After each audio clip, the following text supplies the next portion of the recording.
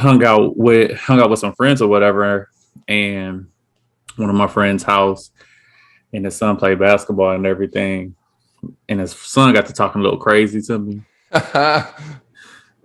and so he's like, "Man, I give you buckets, blah blah blah blah blah." His son wasn't there, but he was just on the phone talking crazy, and I'm like, "All right, bet."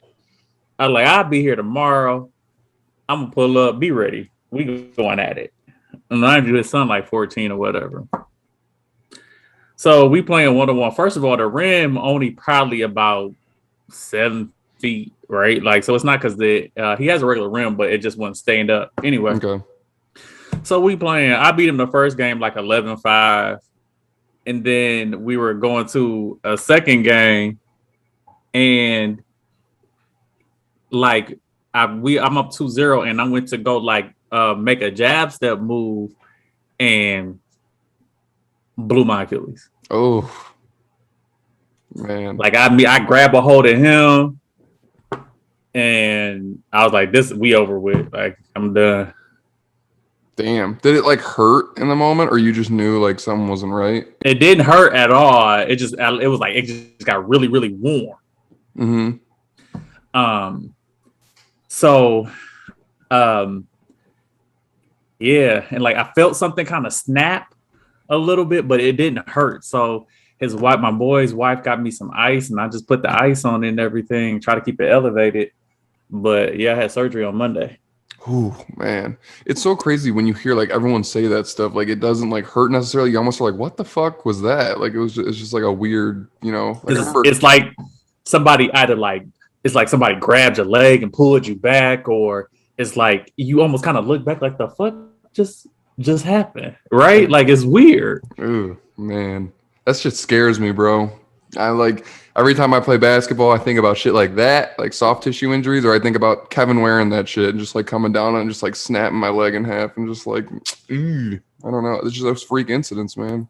It is. It's really weird, but yeah, I'm gonna be out for about, I think the doctor said about like 2 months at least, where I'll be in like a cast and then transition into a walking boot, and then I'll have like another month of like PT just to kind of walk again. Yeah.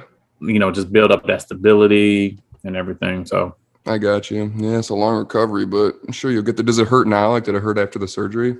Not really. Like, they gave me some pain pills. And opiate. Oh, Be yeah. careful. Yeah. Got the good shit. Stuff that makes you feel warm and fuzzy inside. But yeah, I literally only took the pain pills for like 2 days, and then since then I've been straight. Good. That's good. So yeah, like I've been to the gym about the last 3 days. Really? You're doing upper body? Yeah, just upper body stuff. So I got this little wheel, this little wheel scooter thing. Like people with like they have like leg injuries, they got that little scooter. God damn, Mo, you got no shame. You're a savage. You're going in there like I don't give a fuck. Like I'm just like what, like fuck, like I still got to work out, bro. I like it. I dig that. It's fucking awesome. It's probably hard being that you're a dad now, huh? Right. Mo is now a dog dad. So hey. How's that going? Puppy life. Listen, I was like, I sure the hell picked a great time to go and get a puppy, didn't I? Mm-hmm. I'm fucking recovering from surgery and then having to deal with a puppy like that is not potty trained. Yeah, they don't come. You know what I mean? Dog. So like, well, I was telling my sister, I was like, well, the good thing is that it can't get harder than this. No, it just gets easier. Right? Like at first when I got her, she was, peeing in the house maybe like twice or something like that. But now she maybe does it like once a day. I try to keep it regular, whereas we're going out at least like every 2 to 3 hours. That's exactly what I did. Yeah, just kind of set a timer and get her out there and then just praise her whenever she does it. And she'll be straight. Exactly. She'll figure it out pretty quick. Yeah. Normally I give her like a treat. Anytime we go out, I'll give her a little treat. She used the bathroom and stuff like that just to kind of do that. But like I was like, the only way, my friend told me that like the only way it could be harder is if I had a newborn.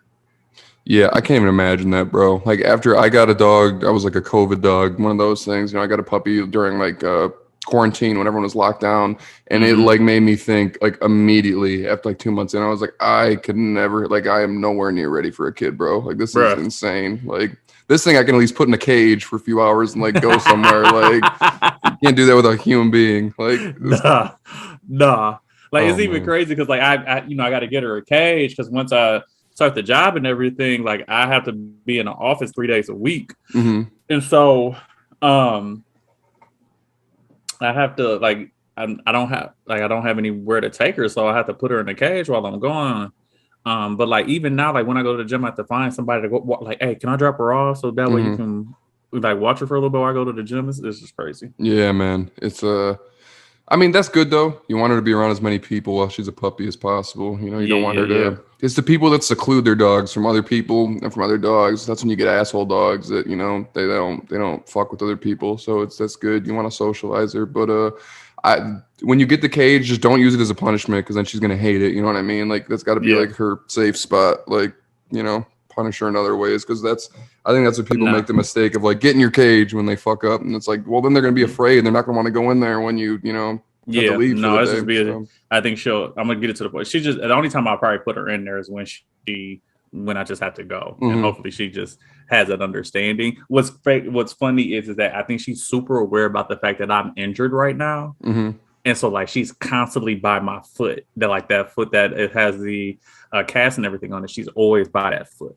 Really, that's interesting. Yeah, it's really weird. And she's was a golden doodle, labradoodle. She's a miniature golden doodle. Okay, so miniature. So she'll only get to what, like 20, 30 pounds, They or said about 20 pounds. okay, cool, cool. That's Yeah. interesting. Yeah, they're good dogs, man. My mom doesn't have a miniature, but she has a labradoodle, I think. And is that yours hypoallergenic? It doesn't shed. Yeah, she doesn't share. I need that because my sister is allergic to like pet dander and stuff like that. So Gotcha. Oh my God, you're so lucky, bro. Like I'm vacuuming like 3 times a week over here. It's just fucking nuts. Oh my God, that is like the most annoying thing about just yeah, that's priceless. Having a dog, it's either short hair or hypoallergenics. They don't shed because oh my God, dude, like every 2 days I'd be like, I just bet like how do you have hair on you still? Like it's all over the ground. Like it's just like I don't understand it, but maybe it's because we just switched climates and he's like shedding, his coat because yeah, it's warmer here. But holy shit! And before I always had carpet. Now it's a hardwood floor, so it's just so visible and it's black hair, so it's just like oh my God.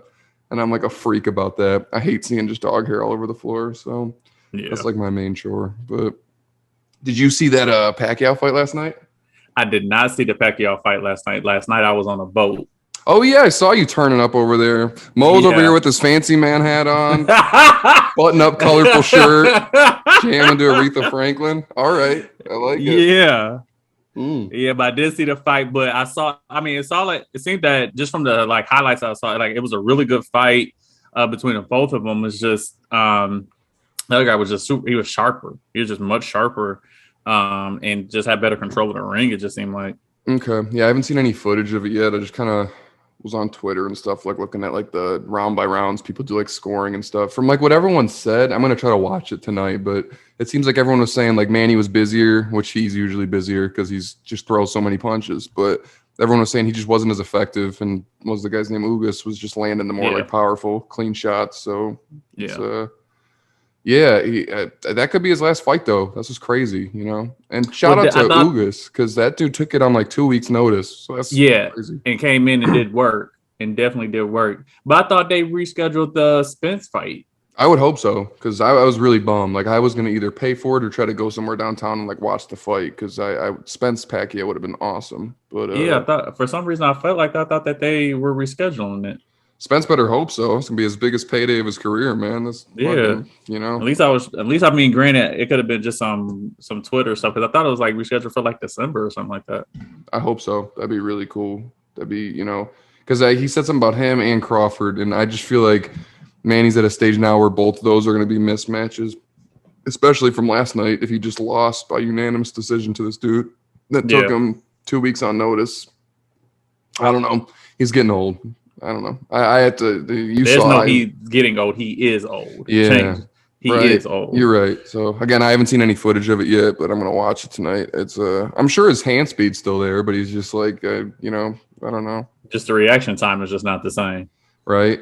There's fighters that just get like that, man. Like Roy Jones, like it was just like he got to that point where it's like he relied so much on timing and reaction time that like he was just getting clapped like towards the end of his career. And it was just like, holy shit, bro, you're like a different person, bro. Yeah, it was hard to watch. I used to love Roy Jones, and like I don't know who he was fighting, but they clocked his and he just went back, dog. And I was like, I've never seen Roy Jones get smacked like that. That's what's like, it's such a different thing, like boxing or UFC, just combat sports as compared to others. Like you can see a gradual decline in a basketball player or a football player, but like to just have that visual of like this dude who was a warrior that was just knocking out everyone, whether it be Tyson, Roy Jones, whoever, and then you see them get just demolished like that. It's just like, holy shit. Like it's just such a different thing, man. You know, but Roy did like the light heavyweight up to heavyweight and then back down to light heavyweight after he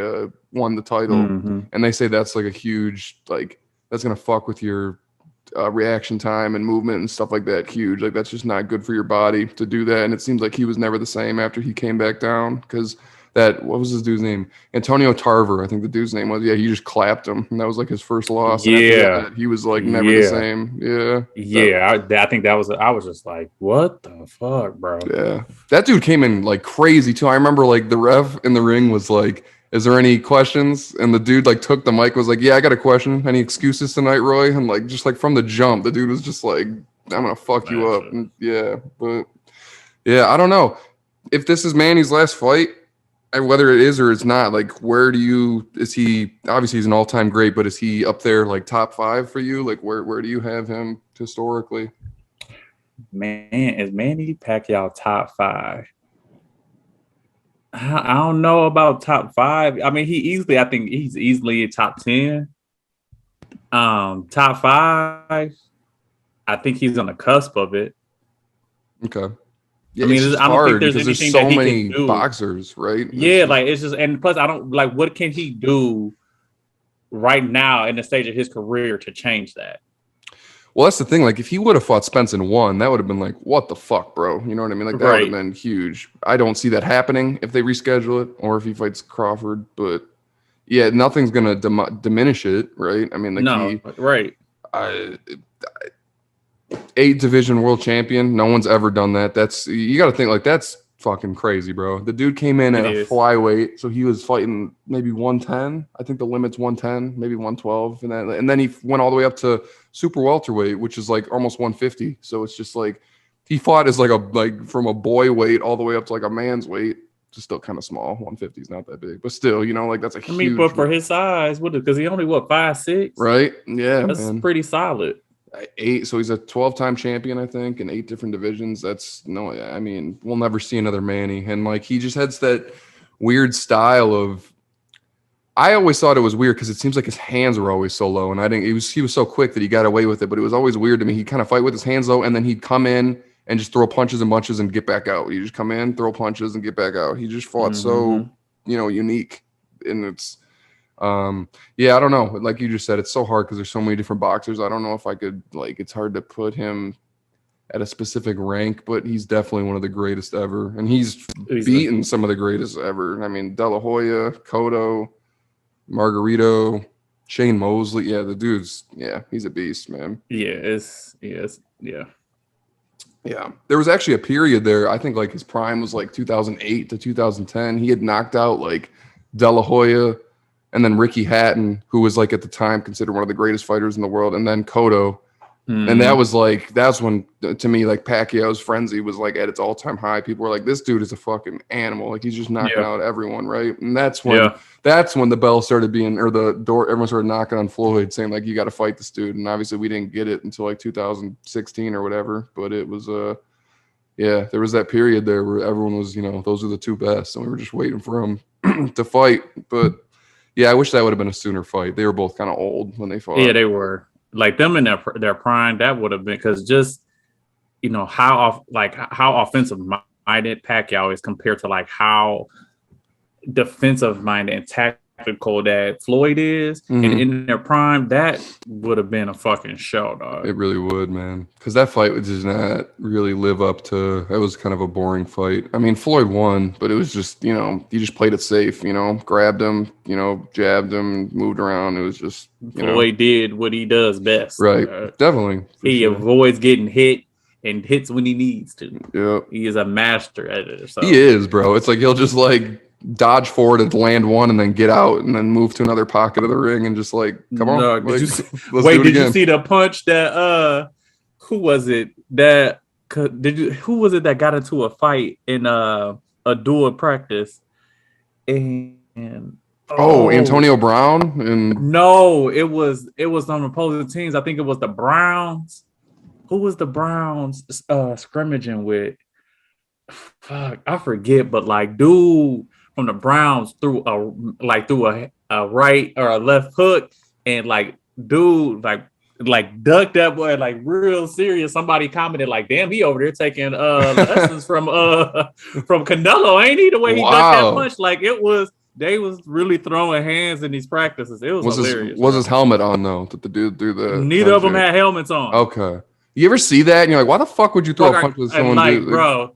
They be really throwing hands, and like you're not gonna win that, bro. Your hands is gonna hurt. Well, do you remember last season during that game that Saints safety? What's his name? The dude that gets under everyone's skin. He got into a fight with Michael Thomas last offseason, and the dude like came up and just punched him in the face, like while he had his helmet on, and he was like looked at the ref like, fuck, I forget the dude's name. I don't know. CJ Gardner-Johnson. That's the dude's name. Oh, like, okay, yeah. Yeah, that happened to him last year. Some dude just came up and like punched him while he had his helmet on, and like it like started like a whole brawl. But it was like, why are you punching someone with the helmet on, bro? Like that's I don't know. This is weird. These NFL dudes is weird, bro. I know, man. Let's transition into that actually, since it's our last division to break down, and then we got like 2 weeks until the season comes. So yeah, we do. Bro, I'm so excited, man. I miss football so much, man. Like, I'm just like a boy on Christmas right now. Just like so excited to just Sundays, Mondays, Thursdays. Yeah. Yes. You know? Yeah, it's going to be good, bro. It's just every year I get like this too. It's just like you almost forget. It seems like it's been away for so long and you're just watching. I mean, and what happens is that it comes like crazy, right? Because you got NFL, then college hits like a week after, and then you got like a month, and then like the NBA hits, and you like it's just nonstop action, bro. Yeah, exactly, man. Oh, I'm so excited. But we got NFC South today, so This is how we're gonna end it. Who you want to start with? I'll let you go with whoever you want. Let's start with your team. Shall we? All right. Let's start. Just get it out the way. Yeah, just rip the Band-Aid off. All right, man. Okay. Saints, I just see a big fall this year. Like, I don't think they're going to be like one of the worst teams in the league or anything like that because they have such a good system in place, right? Like, you know, their coaching, their organization's really good, and they've got some good, solid, what's the word? Like pillars. Like, they still have a top 5 offensive line, arguably, at least top 10. Mm-hmm. They got a pretty decent defense. It's just their secondary is extremely suspect to me. They lost Trey Hendrickson on the defense. You know, and who the fuck's their quarterback, man? We still don't know. Like, they still have not like made it. Like, isn't that not worrying that they still don't know who the fuck their quarterback is? You know who the fuck the quarterback about to be. It's about to be Mr. Krabs. That's who it's gonna be. You know who it's gonna be.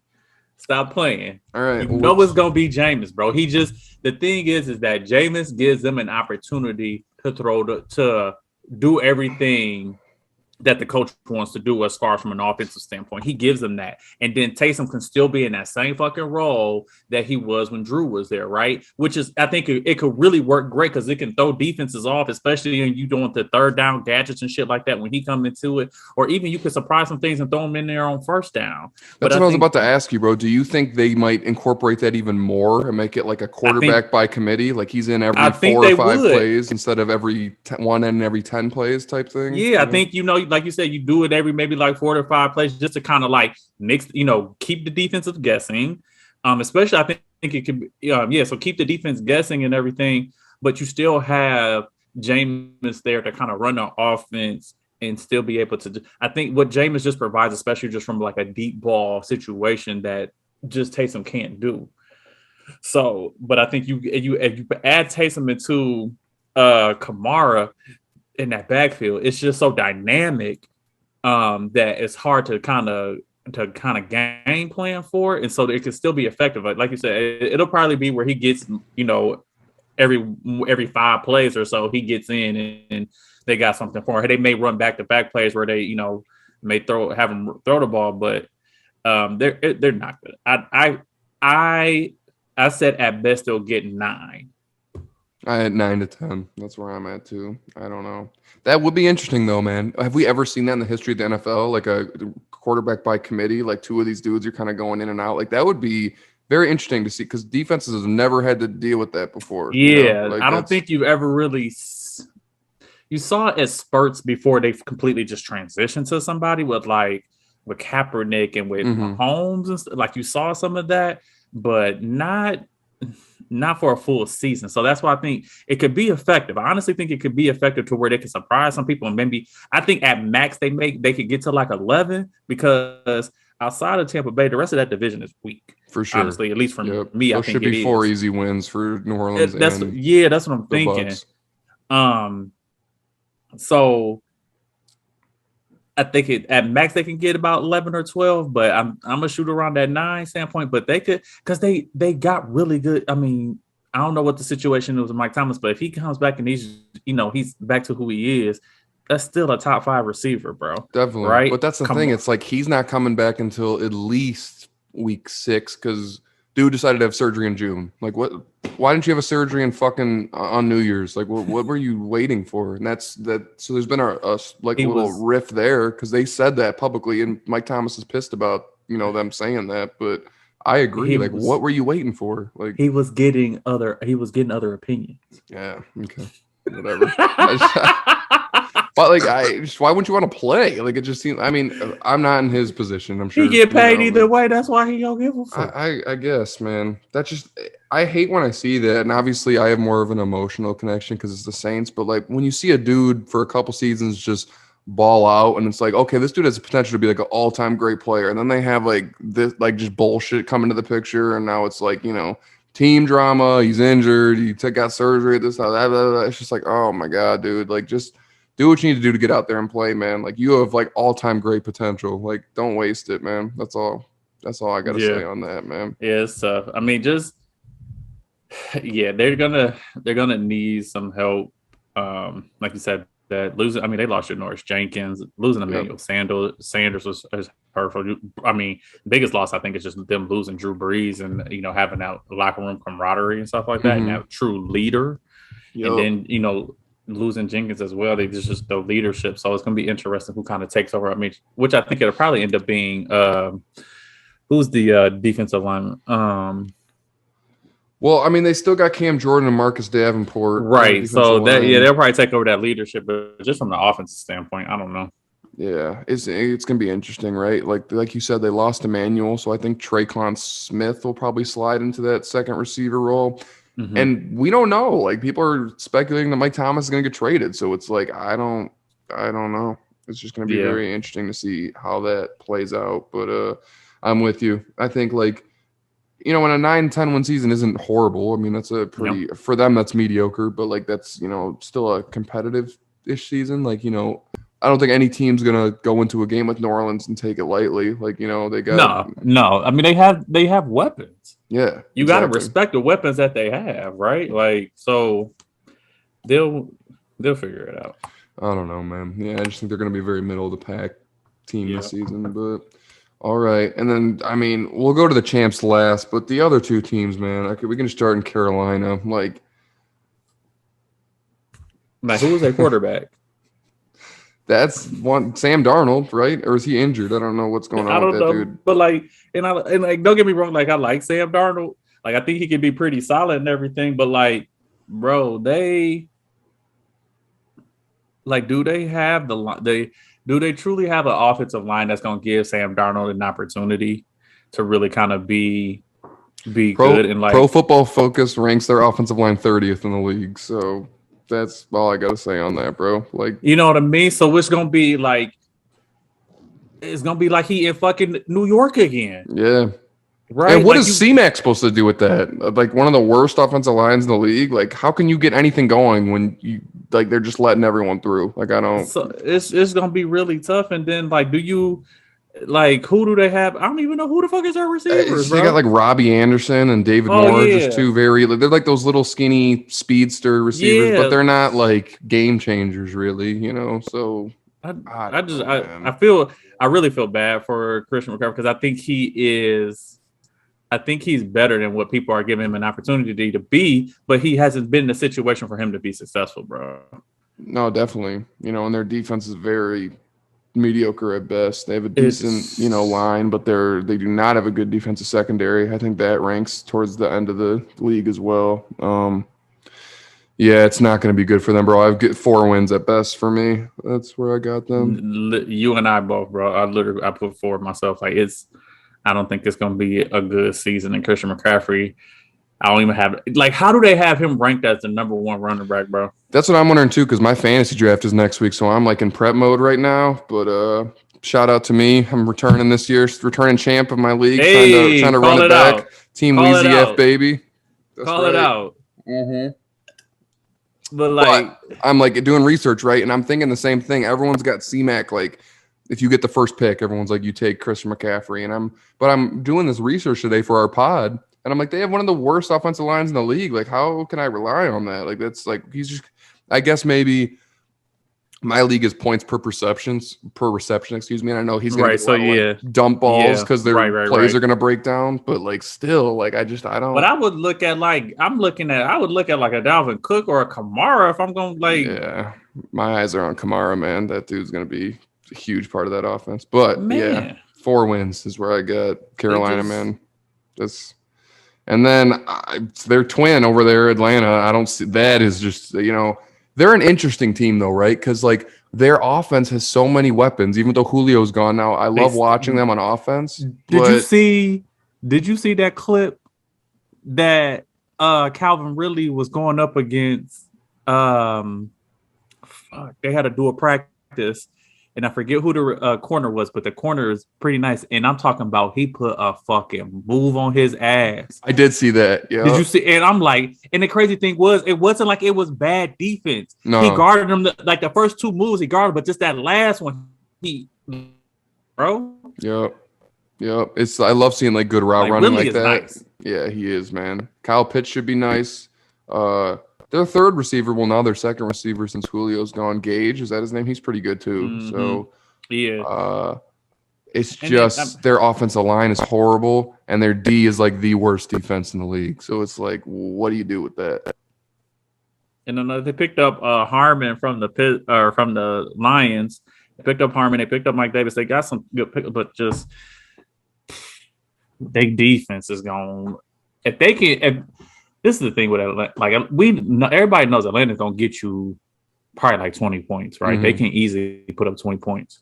But it's the fact of like if they can just get a middle of a road defense, they can be competitive, but they can't do that. They're always bottom 3 as far as defense goes, and they got to figure it out. They can be middle of the road. I can easily see them potentially pushing to make it into the playoffs just because offensively they're that dangerous. Mm-hmm. But I don't get it, bro. Who is on their personnel in their office? Like, why aren't they getting fired? Like, their Pro Football Focus has their defensive line ranked 31st and their secondary ranked 32nd, the worst in the league. Like, what are you guys doing? Like in the offseason? Like, just like we're good, whatever. Like, we're figuring it out. What? Holy shit! We was just in the Super Bowl. What are you talking about? Yeah, that's like Brady stole their heart, man. Like that just like bro changed everything for that franchise, man. Bro, So I'm not gonna go as low as 4 with them though. I said that I think that they can get to like 6 or 7 games just because that offense is gonna win them some games. I think, but they're not gonna be good. But like I said, like if somehow they can get something figured out with that defense, they can put some, and like I said, they can make it. I honestly think that they can push to make it to the playoffs because that offense is solid, right? Like they're going to get 20 points a game. I agree, but I give them 5 wins because I just that D is just people are just going to run through them. But I mean, all their games are going to be fun and high scoring, fun to watch. You know, Yeah. It's just I don't know. Again, it's almost just like disappointing. It's like who the fuck? What is your front office doing? Like, how is your defense that bad? At what point are they like, all right, we need an heir apparent? Yeah, I like, don't know. Do you look for that now? Like in this next draft, are you like, all right, we need to bring heir apparent in for Matt Ryan? Yeah, that's a good point, man. I don't know. I think Matt Ryan's still their best option right now, but he is aging. So but it's just they have so much to fill on defense. Like it's like I just feel like the least of their worries right now is offense. But I agree with you. He's getting older, so they got to figure that out too. I just think their number one thing has got to, and their offensive line is horrible. That's like, bottom 5 in the league too. I just feel like, especially because of how dominated the league is in offense, if you can get a quarterback that can take some time to like maybe 2 to 3 years and learn under Matt Ryan, you know what I mean? And like just develop, like it could be really nice. Like it could be a really good situation. Somebody like Slovis out of USC or whatever that can, maybe you draft him next year out of the in this NFL draft and everything. Like that'd be really good. He could take 2 to 3 years, learn under Matt Ryan, and then start coming in and play. Like that would be phenomenal if they could probably do something like that.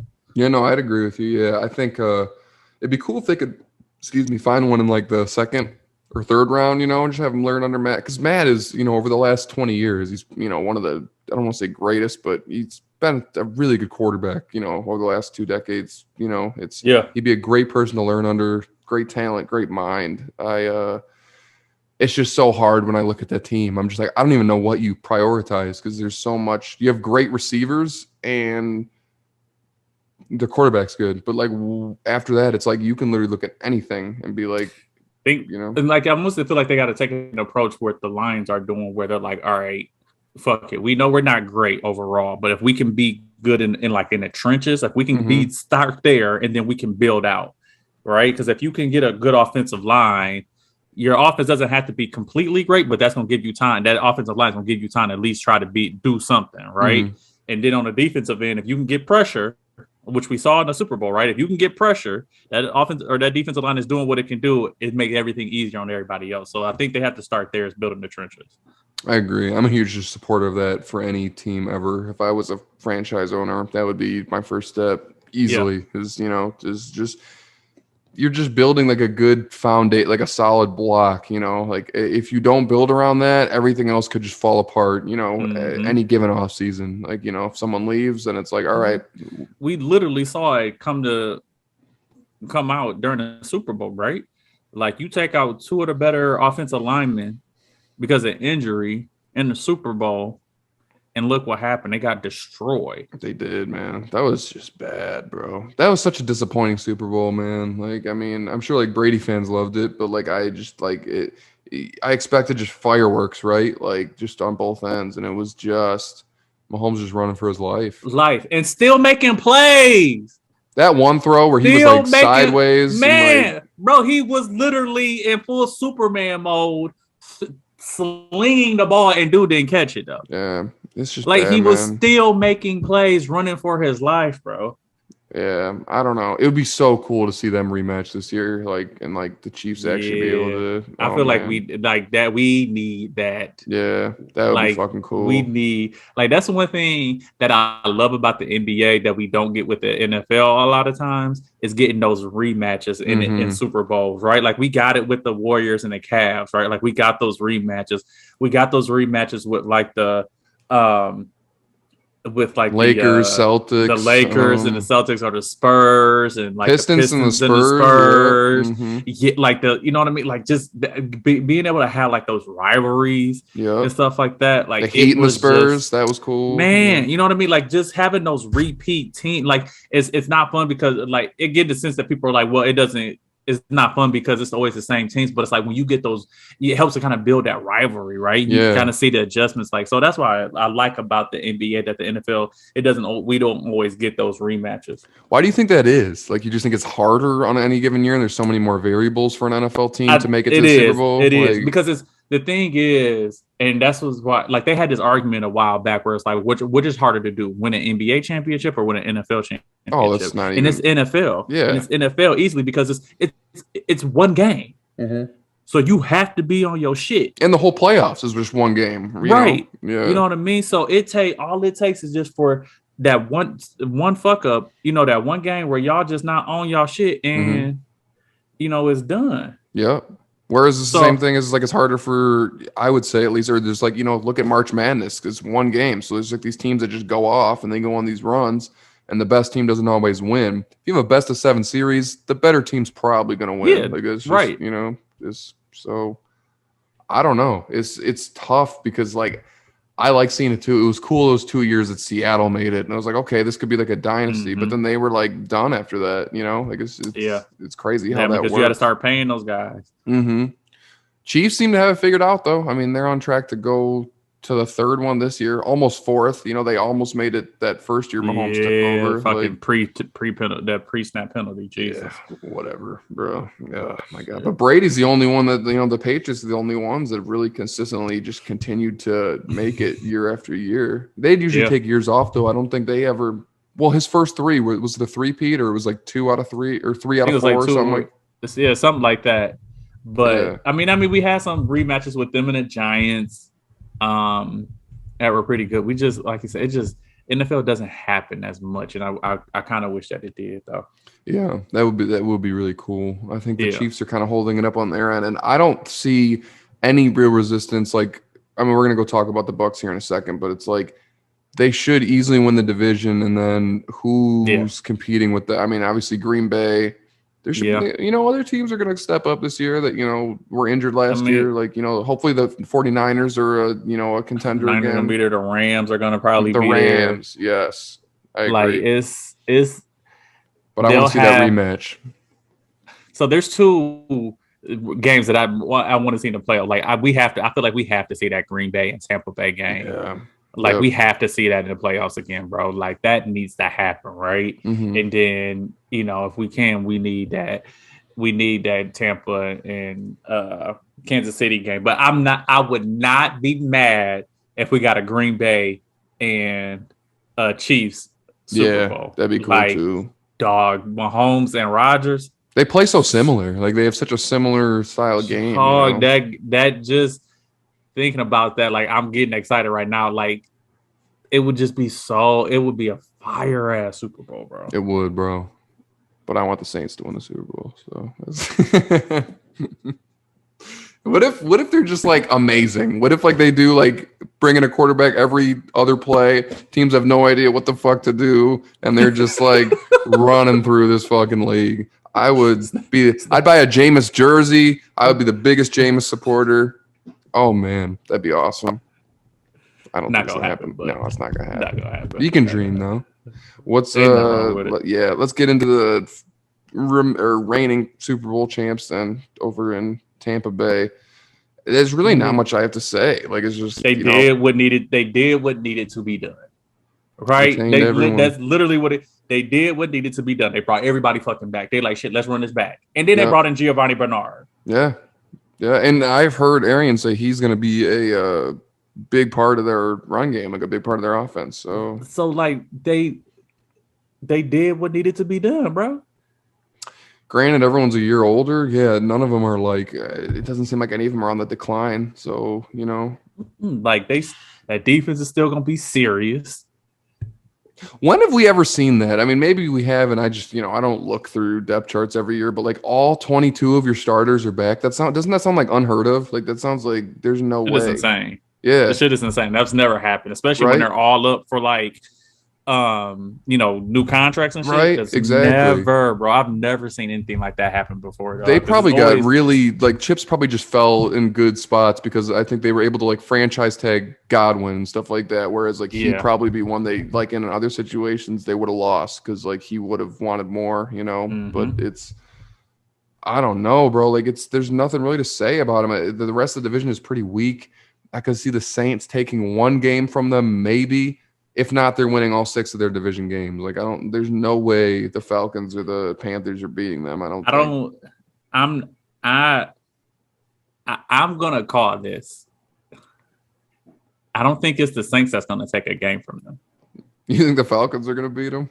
I do think the Falcons are going to. It's just going to be one of those random ass games. Yeah.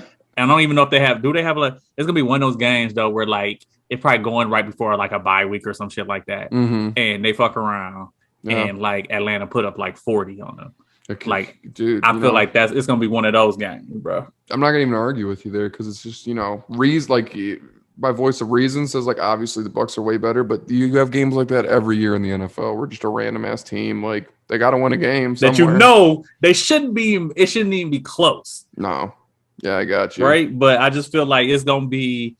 I feel like it's gonna be Atlanta that's gonna take a game out of the Bucs. I don't see them like. I think maybe one loss in that division. Honestly, though, like I don't. And I haven't looked at the rest of their schedule, but like. I have 13 wins for them at least. Like I don't see it going anywhere else. It'll be something around there, bro. Like and they were a different team in the postseason last year. They looked very vulnerable in the regular season. Honestly, think about it's easy now in hindsight after they won the Super Bowl to see how good they were. But like going in the playoffs last year, there was questions. They weren't like incredible. Like it looked like if a team could get a pass rush on them, Brady didn't look that good. He wasn't even that good in the Super Bowl. Let's just be honest. Yeah, it was the D that really won that game for him. Yeah, I don't know. But I feel like I'm disqualified to talk about him because people just think I hate Brady. But like, I just feel like that whole postseason was just so like their team was just so overall superiorly better than everyone that they played. And the games are still close. It's not like they dominated everyone. But no, yeah. I mean, I don't think Green Bay game. Yeah. The Saints game, all of them. The Washington played them close with their third string quarterback. Like they were all tough wins. Just a good team. It's just a really good team. Yeah, I mean their first 3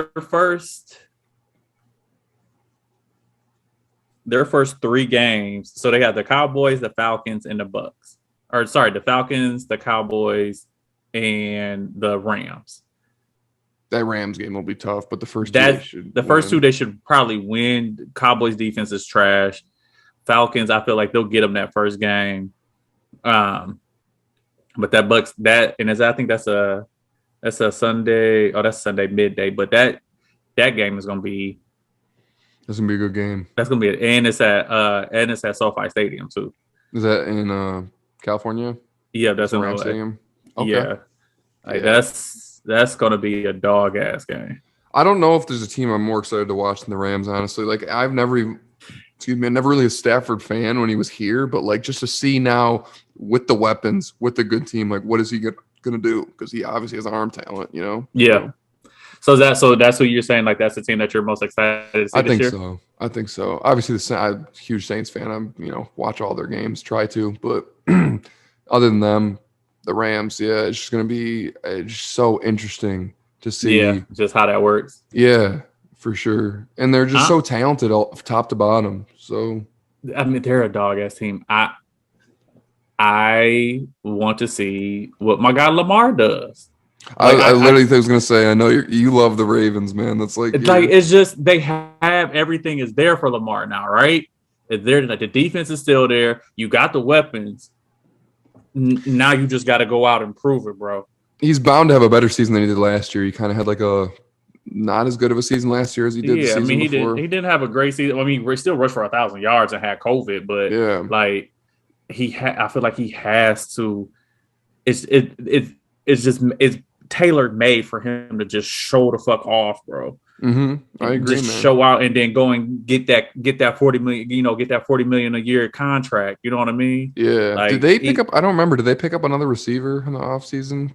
So you remember they picked up Bateman. Okay. Yeah. And then they picked up Watkins as well. Yeah, Sammy Watkins. That's solid. That's a good committee of receivers there with Hollywood. And then you still got Mark Andrews. I like him. Like they're gonna be nice, bro. Like that's the team that I'm most excited to see because I want Lamar to win, bro. Like Lamar, what I love about Lamar is that he is just himself. He as country as it can be or whatever, but but you can just see like he seemed like just a true genuine person or whatever. He does, yeah. You know what I mean? And people give him a lot of slack and stuff like that, like, oh, he can't do this, he can't do that, but like, do balls, bro. He does, man. He really does, and it's one of those things where I've kind of brought this up before. Like, I don't know if we've ever seen one of those type of quarterbacks win at the highest level. You know what I mean? Like Vic couldn't get it done. Like it's not. The closest you get is like Cam, with him in the MVP, but just again, when it came to like that Super Bowl, that defense was on his. They was on him, bro. He couldn't do shit. When has that ever happened? That ever, Steve Young back in that was before my time, but he was a rushing quarterback, kind of, wasn't he? Like, I mean, he passed too. He's a really good quarterback. Yeah, he could also run, not at the same athleticism level of Vic. It's like a little bit different. Yeah, I think it's just a little bit different of a dynamic that he brings to the table.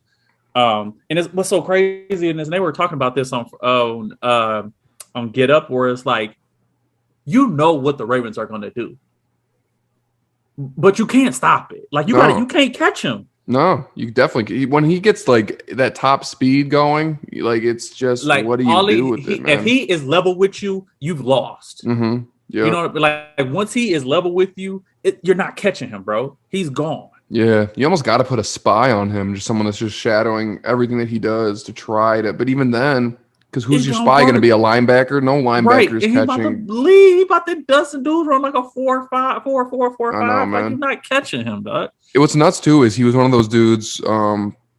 Coming out of college, he put up those crazy numbers, and everyone was like, "There's no way that's going to translate to the NFL," and it did, man. He's just played exact. And I give credit to Harbaugh, man. Like he really was like, "We're not going to try to change this dude. We're going to build around exactly how he plays." Skill set, right? But that's what a good coach does. That's what our coordinator does. You build the offense around that player, right? You build that offense around what that person does well, right? Just like what Harbaugh did when they had Kaepernick, right? Like he built that offense around him, and you see how well it took the fuck off. Yeah, you're right, man. I'm a huge John Harbaugh fan, man. He's really good coach. He's easily like one of the top 5 coaches.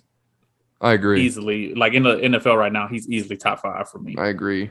Very defensive minded, but yeah, with his offensive players, like we were just saying, like he's not like rigid and like, nope, this is my offense. This is how you're gonna do it. Like he's very, adaptable. So it's gonna be interesting to see if Bill is like that this year because they got like a very different offensive style this year. They're gonna have a good line, but they have 2 tight ends, and who knows if Mac Jones is gonna come in. Like they're another team I'm very interested to watch, man. Yeah, I'm interested too. But I mean, I would say this: Cam's been looking really nice during the preseason, but Mac Jones just looks really crisp, bro. Like he looks just comfortable in the pocket. Did you see my boy Trey Lance throw that like 80-yard bomb, bro? Yeah, but I also saw Trey Lance just be inaccurate too. Yeah, he got to work on that. Which I mean, I don't think he's ready right now, which is fine. It's like he don't have to be ready right now. No, I mean Garoppolo's there. Did you see the way Justin Fields got walloped though? Yeah, that was crazy, man. He got cleaned his clock. Yeah, man. Welcome to the big leagues, baby. Jesus, that's nuts, man. The helmet and the headband off. It's surprising when you see that now. You almost think like that's an immediate flag the way the league is now. As soon as they see hits like that, it's it's like no go. Yeah. But I'm glad that they're still able to hit like that if it's clean, quote unquote. No helmet or below a certain level. It's just so different. You're a little older than me. Like the early 2000s, even it's just so different now compared to what it was then. Like how hard they were allowed to hit and just take people's heads off and stuff like that. Like I remember growing up, as a little kid when I first started watching football, it was just a different thing. People were animals, man. Just like head-to-head contact, taking people off, in slant routes. Like it was just demolishing. I mean, you just remember like them hits that like Troy Polamalu, Ed Reed, and like just they used to kill dudes. You come through the middle. Yep. Or Ray, like you come through the middle on Ray, and you were asking to get your head taken off, bro. I miss Ed Reed so much, bro. He was my favorite like defensive player that I've ever seen. That's how I kind of am. I don't like to talk about like as far as GOAT comparison or certain things. Like if I haven't seen him, I've seen highlights because I have like a sports. I love looking at the history of shit and just kind of watching. But like, if you don't see him in real time, it's kind of like you're not really qualified to talk about him, in my opinion. So that's just kind of how I view it. But Ed Reed growing up was just the dude. Like monster, the amount, bro. He just had such a unique ball hawk. Like just like he knew where the ball was going to be and he'd pick it off. And fucking him and Charles Woodson played very similar in that way. Just Chuck, like Chuck, that's crazy. my favorite NFL player all time. Really? Charles Woodson? Mm-hmm. You think that's because he went to Michigan? I mean, maybe. Bro, he had that one pick in that bowl game where he like jumped like I don't remember who was against, but like it was like on the sideline and he jumped so high and like caught it with one hand. Do you remember that? Yeah. And it was like, what the fuck? This dude is like an athletic freak. Bro, he was so nice. Yeah. Like he was a monster, bro. I think he's in the top. I don't think he's number one, but he's up there for pick sixes in a career too in the NFL. Like he just like it's a nice dude. He was, bro. Yeah. We got to get into this NBA ish. All right. Should we start? I feel like we start with like Draymond and KD in that whole conversation? I had that, on the. Or do we start with the trade? Because we haven't talked about that trade. Which trade are you referring to? Yeah, Lakers trade. We haven't talked about it. We haven't talked about Russ yet. No, we haven't talked about that trade. No, yeah, let's get into it. It's I think we did actually because we talked about NBA offseason 2 weeks ago. Oh, okay, wait, we did. But we can talk interesting because we can talk about like the Christmas games that are coming up and stuff like that because like they're playing. Well, they're playing the Nets, but this is a gripe I have with the NBA in the Christmas games. How the fuck do you not have an MVP on Christmas game? Yeah, that's fair. It's because he's not box office, bro. I love that's not in a. But it's not about that play. But I mean, they have a game with the Jazz and who else is it? The Mavs. That's fair. Like you could definitely say that the Nuggets. Like that game against the Jazz would be much better with Jokic and the Nuggets in there with that cool because you think about that fucking game, the bubble playoff with the Jazz and the Nuggets when Jamal Murray and Donovan Mitchell were going nuts off, bro. I think between them there was like 4 50-point games or like 3. Yeah, so it's like why wouldn't you? I would want that. Like, don't get me wrong, Luka is nice, but like I don't think the Mavs are going to be all that. They're going to be okay. They'll probably make it to the playoffs, but like until they figure out what the hell to do with KP, bro, they about to be another first round exit. Yeah, I don't argue with you there. That's a good point, man. I feel like they should have the Nuggets on there. There's no reason why, it's because Luka's numbers as far as box office is way bigger. Right, I get it. No one. Jokic is probably one of the most, since Tim Duncan, one of the more boring. I don't even think. I just saw something the other day where Jokic was doing a camp and he told him he can't even dunk. Like the dude cannot dunk. Like, or at least that's what he was saying. He was joking maybe, but like it's just funny because you do think about it and you're like. Yeah, you have breaking news. You ready, dude? Yeah. Breaking news. Miguel Cabrera just hit his 50th or 500th home run. Oh, just now? Yeah. Good for him, man. Because he shout out to Mig for like a week, and I was like, when's he gonna do it? Shout out, Mig. Good job. You might as well just do that lap and just head right to the tunnel and get out of there, bro. I'm going back home. It was good seeing y'all. That's what I would do, bro. Yeah. Have a good night. Oh man. He's made enough money. Like he can just get out. Yeah. He has. But yeah, so they just got to change it. But to the games, though, I mean, I'm excited about the games. Even the open night games are going to be good. I'm excited for. But them Christmas games are going to be really good. Yo, I didn't realize that Clay isn't going to be back until they're saying around Christmas. I figured he, had his surgery and he'd be ready to go by the season. But they're saying he's not going to be ready till December. I think it's just more so they just want to maybe be cautious. I feel like he'd be fine because they've been showing clips of him, like getting up and down and everything. So I feel like he'll be all right. But they, I can't wait for that Lakers the next game. Me neither, man.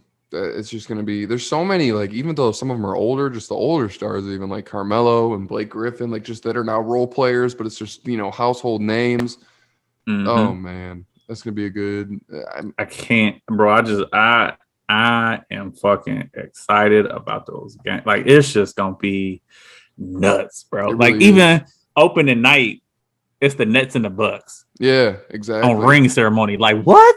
That's crazy, You right? like you come and then you got Golden State and the Lakers in the nightcap. Like it's about to be just fire Who's games to start Golden the State season off. playing? Who are they playing on Christmas? They have I think they're playing. yeah no they're playing. Hold on, I think it's the I want to say maybe the Sun. Oh, that'd be a good game too. Let me see. Hold on 1 second. Christmas games. Yeah. All right. Is it Suns Warriors? I think you're right. Yeah. Yeah, Warriors and Suns. Yeah. Yep. That'd be a good one So too. because Knicks Hawks that first game, which is gonna be that's just gonna be a dog, and it's in New York too. So like Trey get to go up in there and give him Right. that burr. Yeah. Like that's just gonna be a dog. Then you got the Celtics and the Bucks. I don't think that's gonna be a good game. I think they're just gonna get blown out. I think the Celtics are gonna get like seriously. I think they're gonna get blown out, bro. Then you got Warriors and Suns, Nets and Lakers, and then the Mavs and the Jazz. They really should have put the Nuggets on that, bro. No, I agree with you, man. You know, but I am thinking right now though, I might amend my pick, bro. I didn't realize I thought Clay was like back. Like I didn't like Christmas. That's so late for him to come back, and like I Bro, don't you know. still got 4 months. I don't know, man. Yeah, like if they make the playoffs, sure, but if they are very middle They of the damn pack, near played the playoffs without him. I know, bro. man. I don't know. I don't know. We'll see. And you're right, because Clay is like one of the most seamless players in NBA history. Like you He'll can be just slide him in fine. anywhere. I don't know. He will be. They will be fine, bro. But let's get into it. Yeah. So Draymond had KD on his what is it called? Chips. His Chips. new. It was cool. Yeah. I really enjoyed watching that. I Man. enjoyed it a lot too, bro. I'm not gonna lie. I really enjoyed it. It was very just like authentic. Like they were saying shit Yeah. that's almost like uncomfortable. If someone was to be more defensive, that could have started fight. Some of the shit they were saying back and forth, like, and it was. I like to see that authentic conversation. It wasn't just bullshit softball questions back and forth. You know what I mean? No, like, they tackled the shit that everybody wanted to know, right? Yeah, it's cool. It was very interesting though, and it brought up a point. Like, what is your opinion on that? Do you think that fight was like what broke them up? Do you think it was something boiling in KD before that? Like, where? I don't think it was anything boiling with KD before that, but I do think that kind of put a riff in it. And like they said, like we were already thinking like, oh, it was because of that. But like they said, I think it was, I truly believe them in the sense that like it was management that fucked that up for them, right? Because rather than letting them, these guys have been around each other for long enough, bro. Right? Yeah. They'll figure that shit out. But when you force it upon them to do something, you know what I mean? Then it's not, especially what it seems like with KD, he's really about like organic relationships, right? Where they just happen naturally. And I don't really feel like he buy into this whole like forced situation where like it's something to force upon him. Cause then I think that's when he gets going into that whole Twitter shit. When it feels like it's a forced thing upon him. So when they suspended Draymond and then they forced him to apologize and shit like that, I think KD was like, I'm not about to do this, bro. I'm not about to sit here and try to act like everything is cool. And when it's not, like this nigga came at me incorrectly, bro, and I had a problem with that. We can talk about it as men, but don't force it on him to do that because then the shit ain't gonna be genuine. No, I agree with that completely. I don't know what was going on in Draymond's head, but I kind of look at it from his perspective, though. It's like, what? I agree, it's got to be organic. It can't be forced because that's just fake. But what's taking you? Like the emotions should settle within like a couple days to a week after you guys have that argument. Like swallow your pride and just talk to him about it. Like I don't know like how long this time frame was, but it's like you can't just let that go on. I don't know. But I think what it is because like they are around each other so fucking much, bro. Especially when you on the road, y'all, and it's like y'all, and you got to be on the court with this motherfucker. You got to be in practice with this dude, warm ups, film sessions, and stuff like that. Like they just, you know what I mean. You don't get no time to write, and we know Draymond is fucking ultra fucking like just in your face, bro. Right? So I think they just didn't give it. I don't think they just gave it the time that it needed to just breathe and let it be on its own. So yeah. That was crazy, man. I remember like when that happened, just like people trying to decipher what he was saying and stuff like that. And it looked like he was saying, like, we don't need you. Like, we had. That's what he said, if I'm not mistaken. He was like, we won without you, bro. We don't need you. And you and I had this back and forth. You know, I think that's facts, but I don't. It's bro, you can literally sit here and tell me that had KD not went there, they'd have won those other 2 championships against the Cavs. Come on. After they just blew a 3-1 lead. Well, like, they blew the 3-1 lead. So, I mean, if you want to make the argument that maybe, like, Cleveland snatched their soul, and then, like, from there, like, they were, like, you know, it was like a mental thing. They figured them out, though, I think, at that point. Now, granted, Draymond got kicked out of game 6. No, he got suspended for game 7, right? Yeah. Or was it game 6? It was game 5. It was game 5, you know, because it was the game after they went up 3-1. It was in that 4th game. LeBron stepped over Draymond, and Draymond, like, pushed him and called him a bitch. Yeah, it was during that game. And then LeBron had 41 in back-to-back games, and, you know, but regardless of all that, it came down to the final minute of game 7. Like, it was hard for me to, you know what I mean? Like, it's the finals. It's the playoffs. I mean, no, but I'm just saying, like, it's not like Cleveland. It was just such a down to the wire.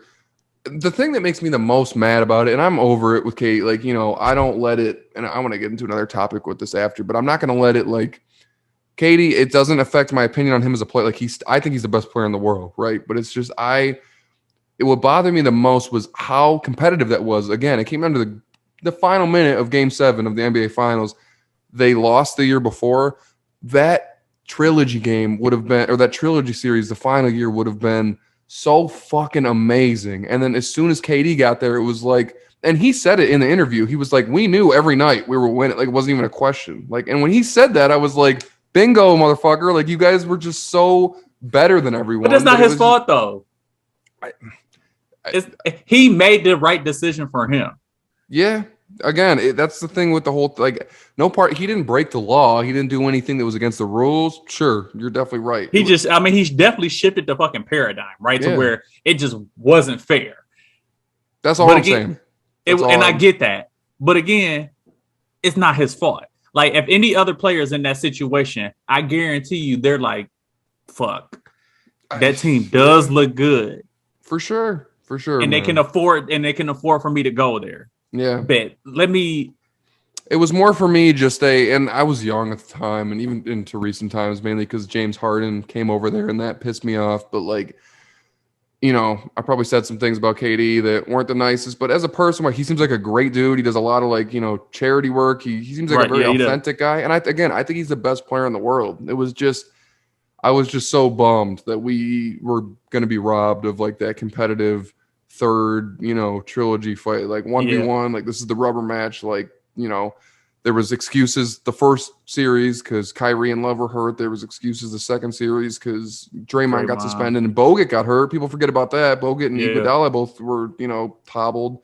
So it was like, this is it. Like, the chips are there. Like, let's see what happens. And then as soon as he went there, it was just one of those things where I knew the whole season, like, there's no way Golden State, and I think they won 15 out of 16.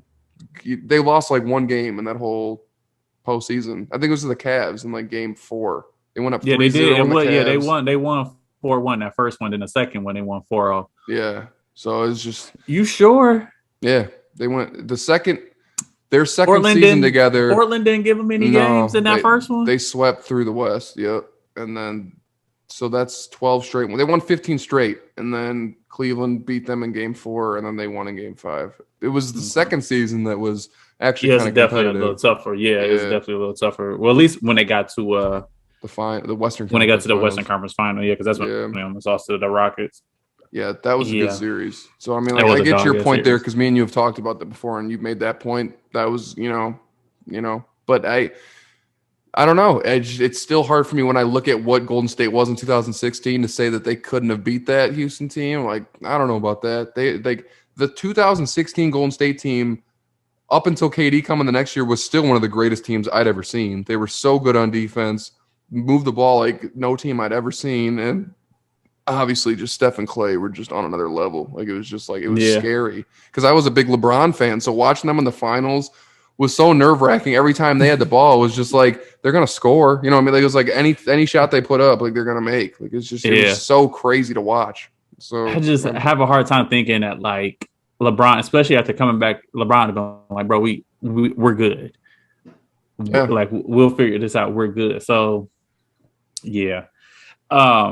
There was one other thing. I don't know if you had a chance to watch it that I wanted to talk about, but did you get the chance to watch that Malice in the Palace doc No, I on gotta. Is that on Netflix? Netflix? I gotta Yeah, watch that. Okay. bro, you gotta watch it. It was good. So is And it? like, Do they have Detroit in there too, or is it mainly just the Indiana team that they're talking to? so you get a couple of things from Ben Wallace. Um, but other than that, it's all about just Ron Artest, Jermaine O'Neal, Steven Jackson, Yeah. and then Yo, the people that were. That shove was hard as fuck. That I mean, Big he's Ben. Ben fucking damn near through. He like shoved him in like his the upper half chest, court. like neck area, and just Like he was pissed. I mean, they were up by like damn near 20, bro. Like he fouled him. It was unnecessary. God, I miss that though. Like the NBA's not like that anymore, man. Like yeah, it's just, it was crazy. But like they interviewed, like I don't know if you ever remember the dude that like got his shit blew out by Jermaine O'Neal when he came onto the court, and Jermaine O'Neal slipped and punched him. Yeah. That guy was in there. Really? Yeah. The only guy that they didn't have in the doc that they actually interviewed, but they put up interviews, was a guy that actually threw the beer at Ron Artest. That Ron Artest like chased into the fans. So that's the thing. He didn't get the right guy. Oh, really? He didn't get the right guy. The guy that he was like, trying to wail on, that wasn't the guy. It was the guy he kind of passed him. He had like a blue jersey on. He went past that guy. I'm surprised he didn't get sued for like assault for doing that, man. He ended up getting the damn he got served with like a jail time, bro. Wow.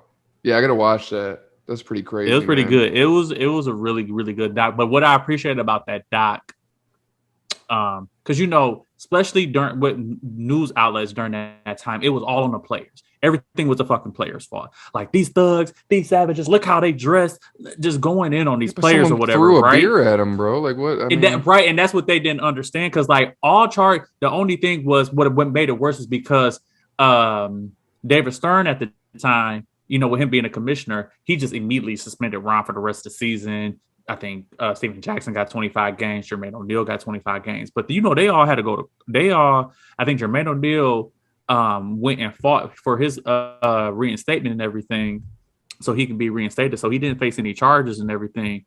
But, like, it was all kind of left there like, oh, well, those players were at fault. When it wasn't the play, it was literally those fans. Those fans were just way out of fucking control. For sure.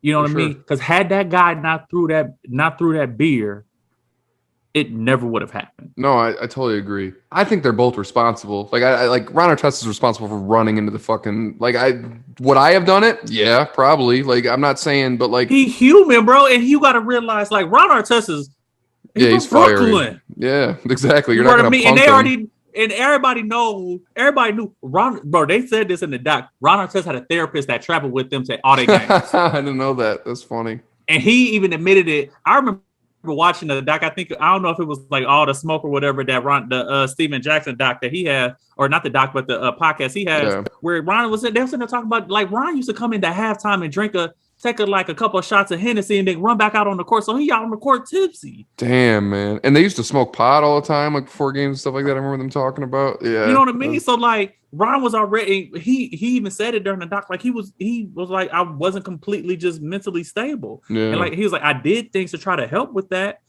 But yeah, it was a situation for him. He was high, really, really high, not high in the sense of like, like smoking weed high, but just his emotions, right? Yeah. He was a really high, or was a really low, and he didn't know how to like just waver that off to where he was a little bit more even keeled. But how do you balance that, man? Right? Like as an athlete like that, I think it's so easy for us to watch these dudes on TV and be like, you can't do this, you can't do that. Like for any sport, it's just you look at these dudes, like the amount of pressure they're under, the millions of people that are watching them. Most of these dudes are from the streets of wherever and have never had shit in their entire life. And now they're millionaires, and it's like you're everything, Like, how do you deal with that? The thing is like you're throwing them into these situations, right, where you have these people that are paying money to come and see them, right? Mm-hmm. and then you as a fan take it overboard and start throwing shit. Like, you don't know where these people are from. Yeah, right. You gonna fuck around and get fucked up. Like, they not from the suburbs. No, exactly. These dudes are from the gutter, and they get it out the mud, so they gonna take it out your ass. Yeah, no, you're right. And I think they think that just because they that they got some celebrity status, they got some money, that like, oh well, they're not gonna touch me. Well, fuck around and find out. Yeah, exactly, bro. Especially that dude that came on the court and was like, that was funny because he like stared the dude down for a minute and then just wailed on him. Hit shit. And hold on, he talking about some. He didn't even hit me hard, dude. His face was swollen. Oh, and even Reggie Miller was like, "I'm so happy that Jermaine O'Neal slipped, because had he not, he was like, I guarantee you, he would have broke that dude's jaw. He probably would have, man. You got to think, Jermaine O'Neal was 7 feet, like 260, bro. He was huge. Huge.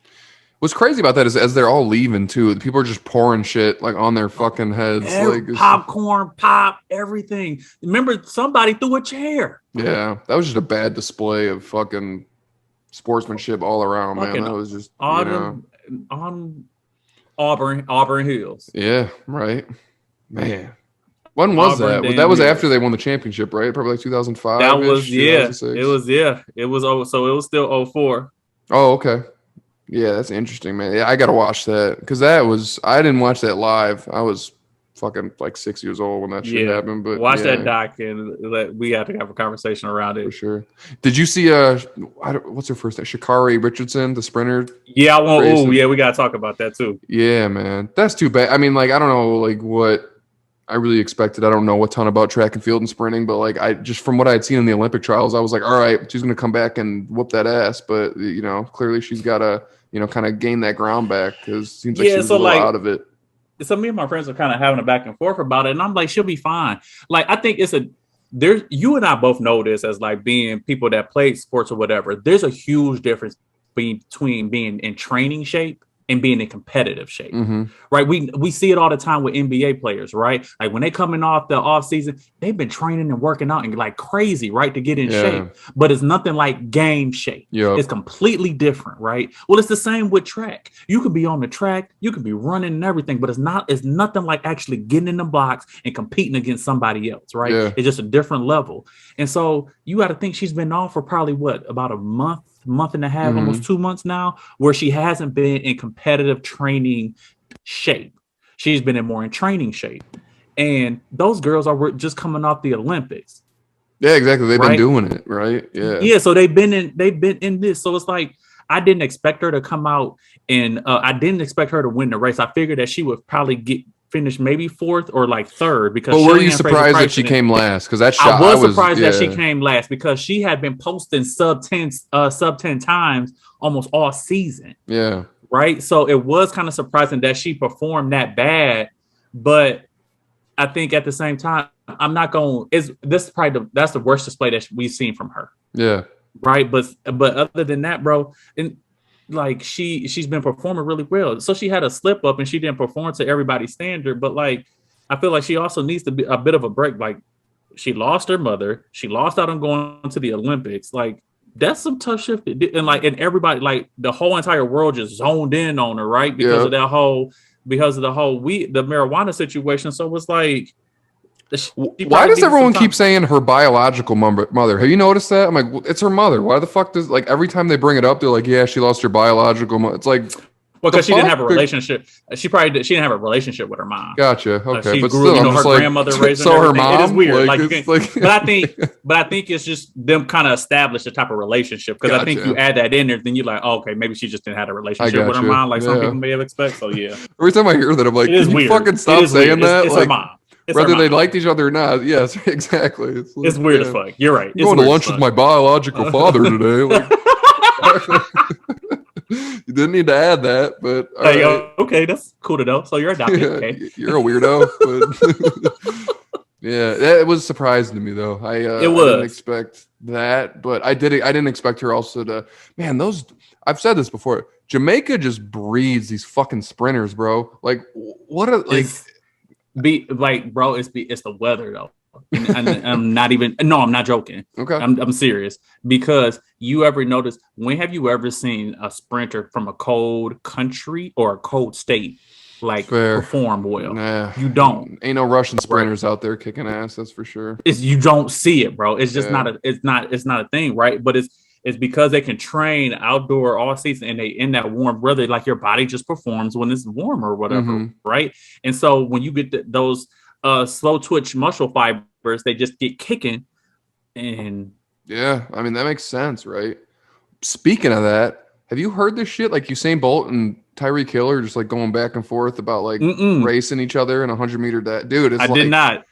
Usain Bolt's saying like, I'll bet my gold medal and you put your championship ring up. Like, let's do it. Cause like they've just been going back and forth about it. And I'm like, I don't know who would win. Cause in his prime, I'd say Usain Bolt's going to win, but he's past, like he's been out of it for a little bit. I assume he still trains, but like you just said, he's not competitively doing this shit anymore. Doing it, yeah. But Tyreek Hill also wasn't it's a different No, he thing. ran. He was a track. Okay. Yeah, okay. He ran in high school.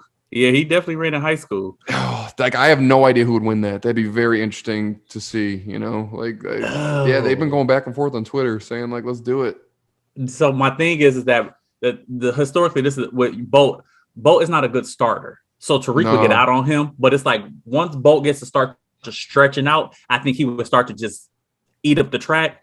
And he's one of my favorite athletes ever, bro. Like, cause you're like exactly what you just said. I loved in the Olympics just watching, dude. Like he'd come out one of the last out of the fucking he was so slow out the blocks, but oh my god, bro, and then you get those hands pumping. It was like holy shit! Like here he comes, just like would eat dudes up, and you think like it's 100 meters, but he beating dudes by like 5-6 meters, bro. Right, and he's smiling at him, like looking back, like just like pointing at the clock and shit, like, bro. That shot. Him and Andre DeGrasse when he's looking back at DeGrasse, like it is insane. He's one of my favorite athletes ever, bro. Like it was just he was one of those things. Probably like you guys know, like Jordan. I wasn't around when Jordan, but like it was just I'd be like he's gonna like. I'm not even worried about it. Like the dude's just gonna win. Like it's not even a question.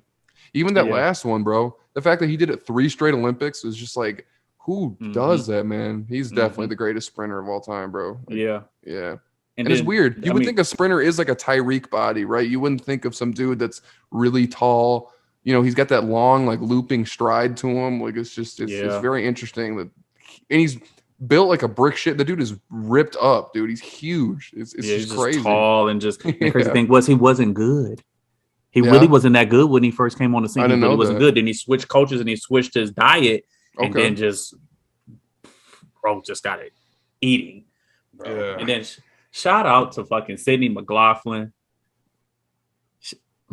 I just want you to listen to she ran a 51. I think it was like a 51.5 in the Olympics in a 400 hurdles. Okay. I don't know timing for track, Ethan, bro. Like normally women that run the open 400 win in about 48 seconds. Okay. So she's just like she's running and jumping over fucking hurdles in 3 seconds slow. Yeah. That's crazy, man. Was this in the Olympics that she clocked that? Yes. It's insane. Like, bro, I didn't even run a 51 in college in an open 400. Gotcha. Yeah, that's pretty crazy, man. She's the one that took gold for the US. Is that who we're talking about? Yeah. Okay. She took gold, bro. Like she is a fucking monster. Dog. Yeah. Like, that shit is. Yeah, like, I didn't watch. I remember seeing pictures of her though. Yeah, that is pretty freaking crazy, man.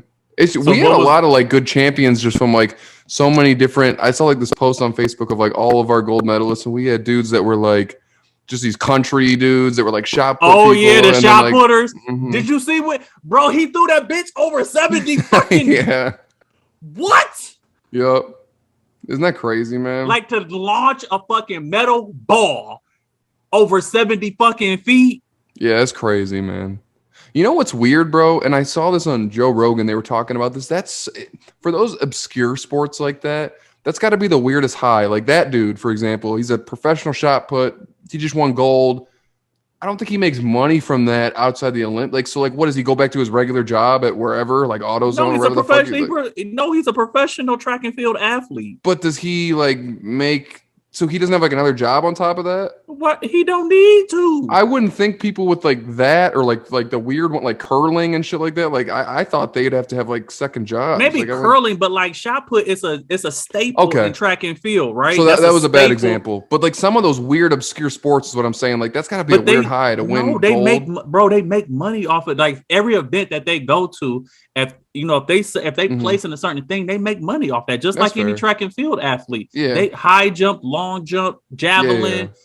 Yeah. The discus, all that, like that's how they make their money. They go to events, they perform, and how they perform is how they get paid. That's so crazy, man. Just like with golf. Like golf is kind of weird. Like you get paid to go play a fucking like any sport, it's a hobby.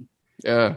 Man. Like now I can understand like some of the ones like fencing and shit like that. Yeah, like that's what I'm wondering. Like what but you win a gold and you have to go back and they get paid. They get paid for these events. Like dudes get paid to throw darts. Yeah, that's crazy. Table tennis, bro. They get paid for table tennis. Yeah, that's huge, especially over in Asia. Bro, they dominate with that shit. They do. You ever see how far back they stand from the table and they're just like whipping that shit? But the accuracy, why are they so accurate with it though, bro? I don't know. And like because I love ping pong, but like I could never like that. Bro, that shit's crazy. They would.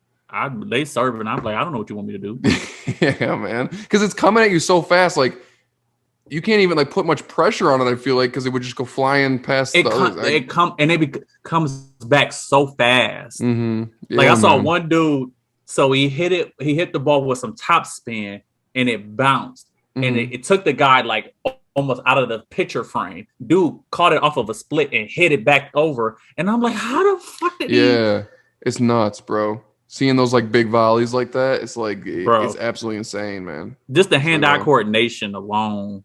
Yeah, you just gotta be playing it your whole life, bro. People like that, bro. It's just like they've just been doing it all day, every day since they were like whatever, since the time they could walk. They're doing these sports, and it's freaking nuts, man. I wonder if that's like the majority of people that are like, what's the word? Like just absolute prodigies of like their craft, or how many like it's got to be rare for someone to like actually pick something up later in life, like past like 15. And still be as good as some of these dudes in certain sports that are doing it when they're like, like 6 years old. Well, you look at Joel. Yeah. He started out playing soccer. Yeah, that's crazy. That is nuts. But I think in a situation too, is sometimes it's just, some things are just meant to happen. Yeah, that's fair. You know what I mean? They were born to do it. Yeah. So there's a lot of tight ends like that too. Antonio Gates was playing college basketball, wasn't he? Before he was playing both. He was playing for him, Julius Peppers. Yeah, Julius Peppers. That dude was Mo Ali Cox. Mo Ali Cox didn't play football in college. Or what's his name? He played basketball. The dude the tight end right now, Logan Thomas. Is that his name? Wasn't he a quarterback in college? Was he? Yeah, he just switched. Okay, and then Jimmy Graham. Yeah, he's man. And then Tim Tebow, the best quarterback of all time. Now the best tight end. Dude. That block, did you see that? That was so bad. That was so bad, man. It's just like, I don't understand. Like that looks like a 35-year-old quarterback, a tight end that used to be a quarterback trying to block somebody.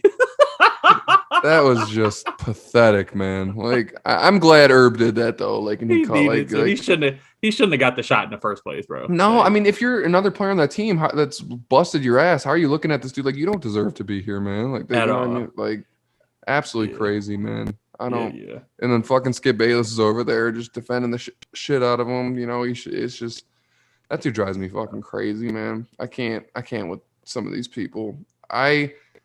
I was like thinking about this the other day, man. Like, we can kind of end it with this. I think like Skip Bayless is like just.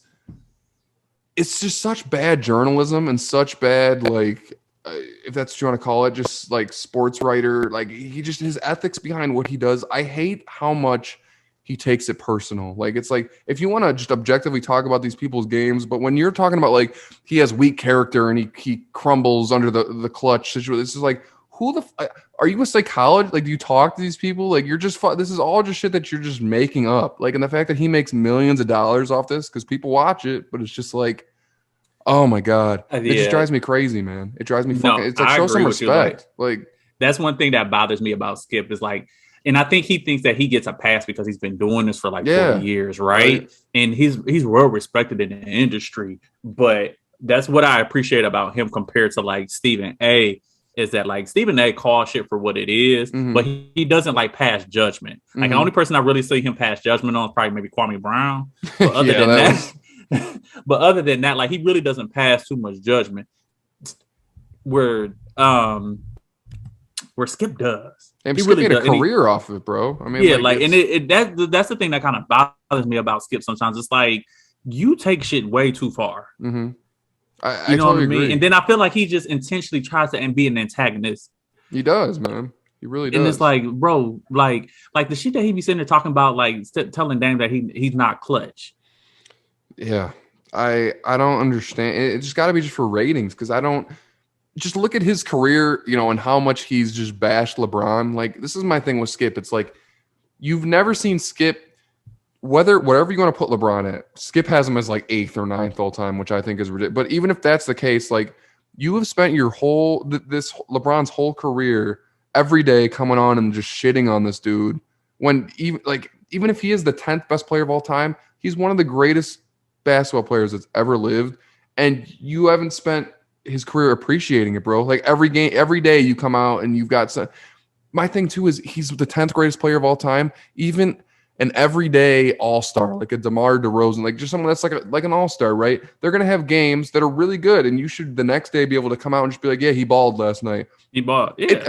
LeBron could have like 46, 11, and 8, and Skip is just finds that one thing like, whoa, did you see the Toronto game winner when he was 2018? He ran to the sideline and threw it up with one hand to make it the highest degree of difficulty because he's not clutch, and he knew that if he threw up a terrible shot that we wouldn't judge him for it because it was a hard. It's just like, dude, like you're just reaching so hard just to like, hey, I don't know if it's a threat. Like you think like it's the Jordan thing. Like I don't know what it is, man. I think it's just. I honestly think it's just like it's just a thing, right? Like you have like I feel like almost everybody has like their thing, and that's his thing. Like he likes to just kind of talk down on LeBron, knowing that I feel like a lot of the shit he knows is not like true that he says, but he has to find a way to make it just for again for that rating standpoint. Like I really don't believe that he honestly truly believes some of the shit that he says.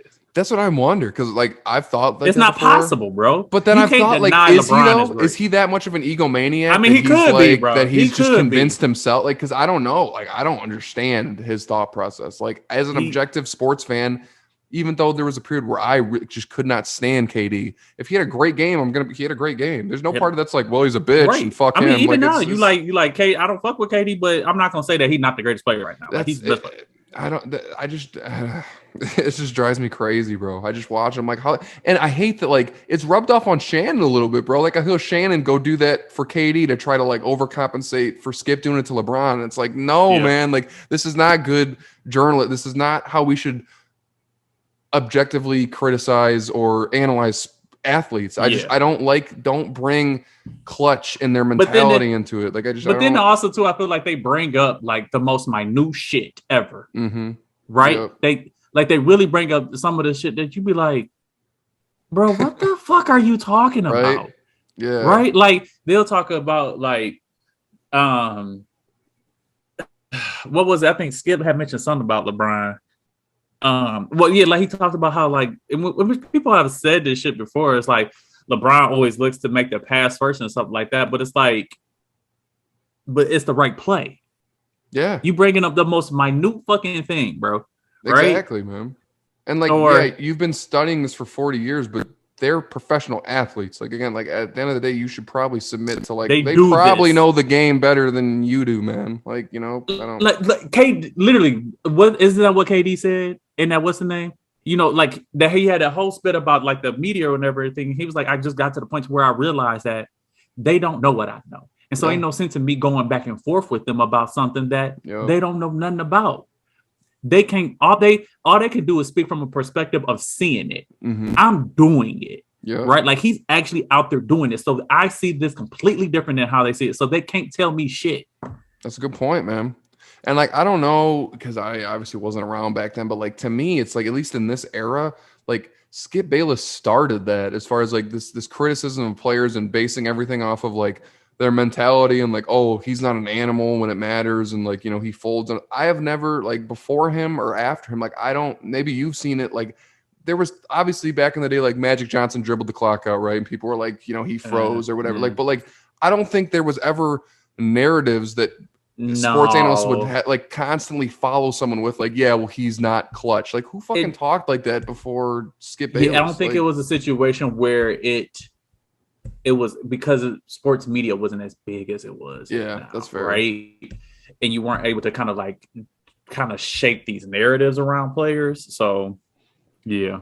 I don't know, man. I don't like that though. I really don't. Yeah, like, just show them respect. Even if you think that, like, again, like you just said, it's like you're not there. You don't know what's going on in their mind. Like, just to act like it's a statistical or like a tangible fact that like this dude is like he doesn't feel right in the fourth quarter and like he doesn't play as well. Like that's literally just conjecture. Like that's not you. There's no fact behind that, bro. LeBron has hit so many game-winning shots. Like it's just like you can't, like, whether you think like, yeah, he's not as, you know, he doesn't come up in the fourth as good as Kobe or Michael. That does not mean that he folds in the fourth quarter and he's afraid to take shots. And like that's just not accurate, and it just drives me crazy. That's you know how dude makes his money. But all right, man, that was a pretty good episode.